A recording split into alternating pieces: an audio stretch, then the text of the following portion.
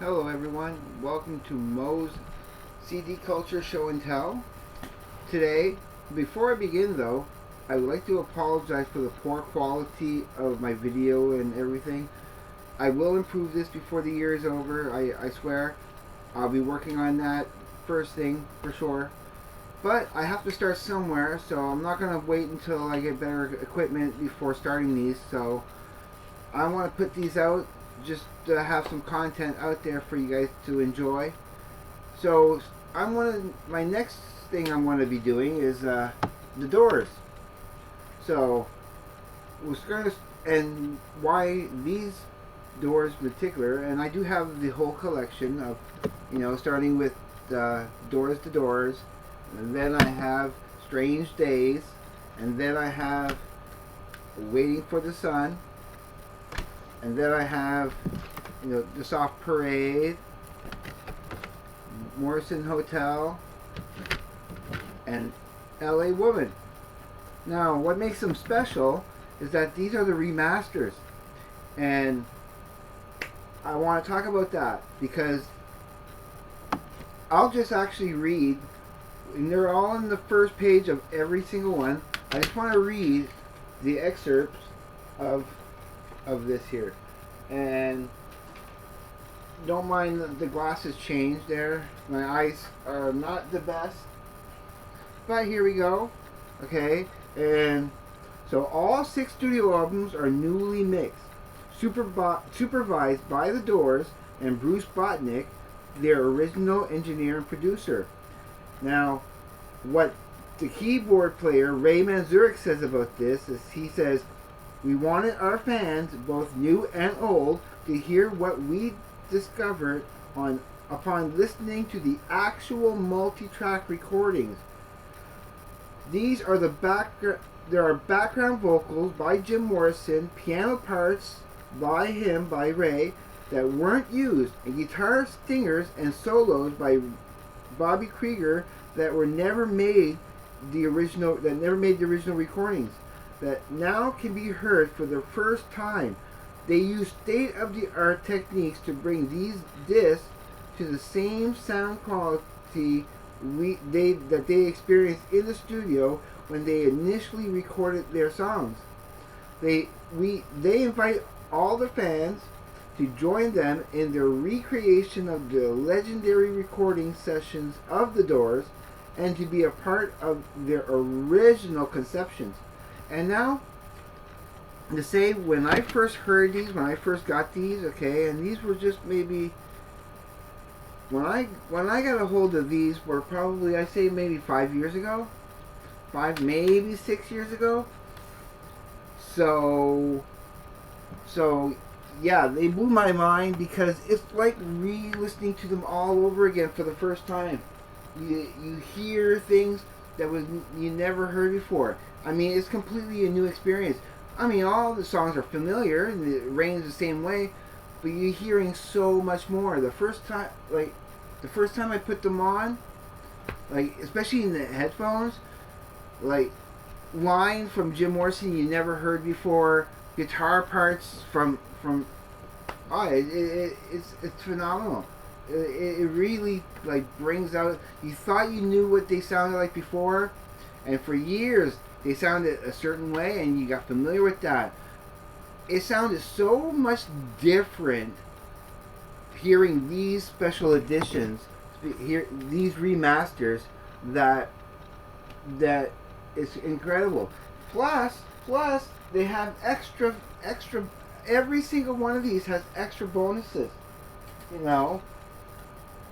I mean, it has some different bonus tracks of different versions of Moonlight Drive, Indian Summer, for the first one.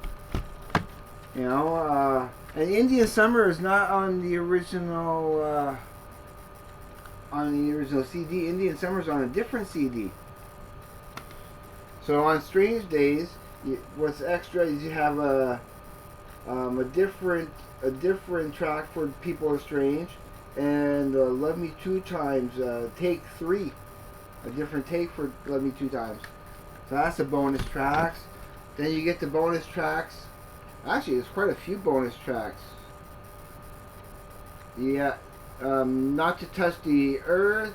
Like three different versions of that.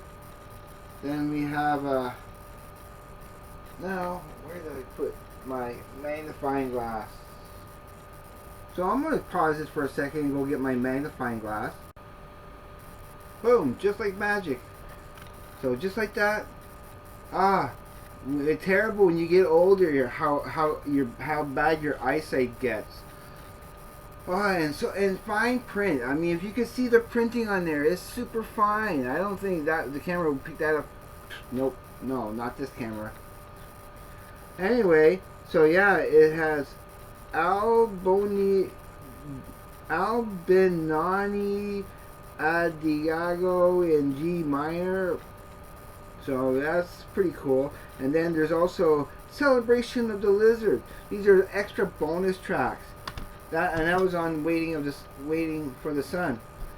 On the Soft Parade, what's bonus on there is where is the bonus stuff? Oh, right here, bonus tracks. Who Scared You? Whiskey Mystics and Men version 1, Whiskey Mystics and Men version 2, Push Push, Touch Me Dialogue, and then Touch Me Take 3. So that's some bonus stuff on that. So that's different stuff that's not on any of the albums normally. Not to mention, of course, the remasters, because they are just phenomenal.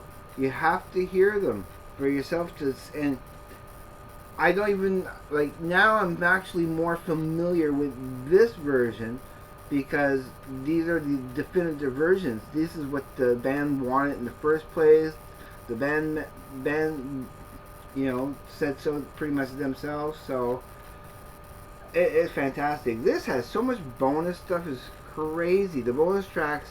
There's like Talking Blues, 2 different takes of Roadhouse Blues, a song called Carol, another take of Roadhouse Blues, Money Beats Soul, another version of Roadhouse Blues, False Starts and Dialogues for Peace Frog, The Spy, version 2, and Queen of the Highway, jazz version. So it's great stuff. And this, for bonus tracks, only has 2. It has something called Orange County Suite, and then You Need Me, Don't Go No Further. Yeah, so that's all extra stuff by having these remasters. Why would you want to have anything less than the full experience?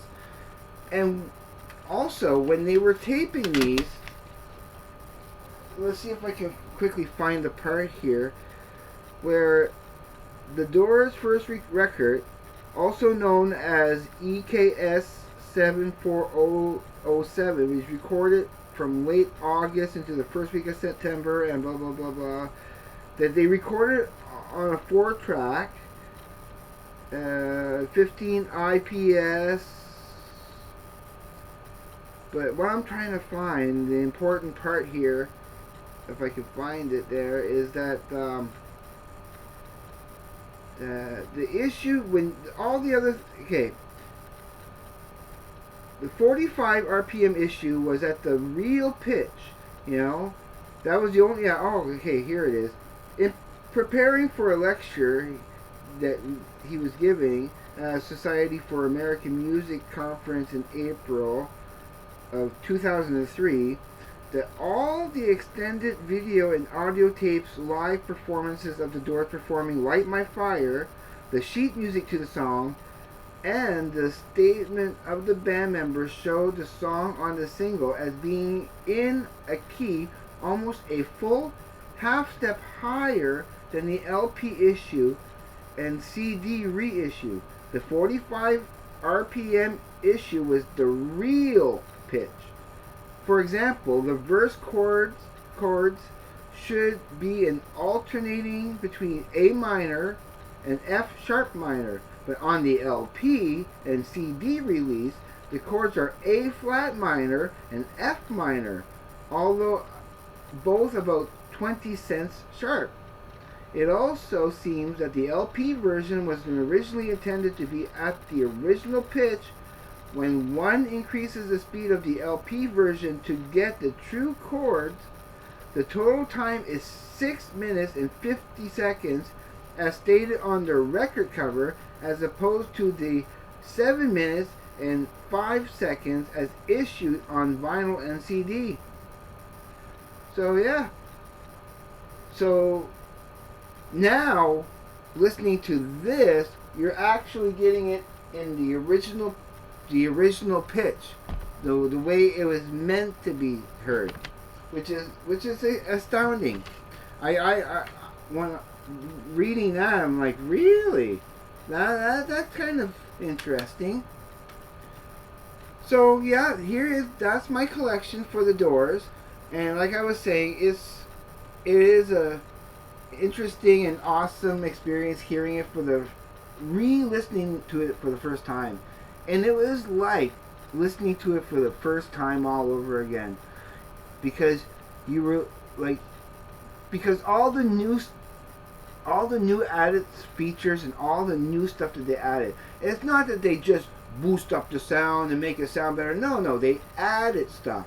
They added new vocals, new guitar parts,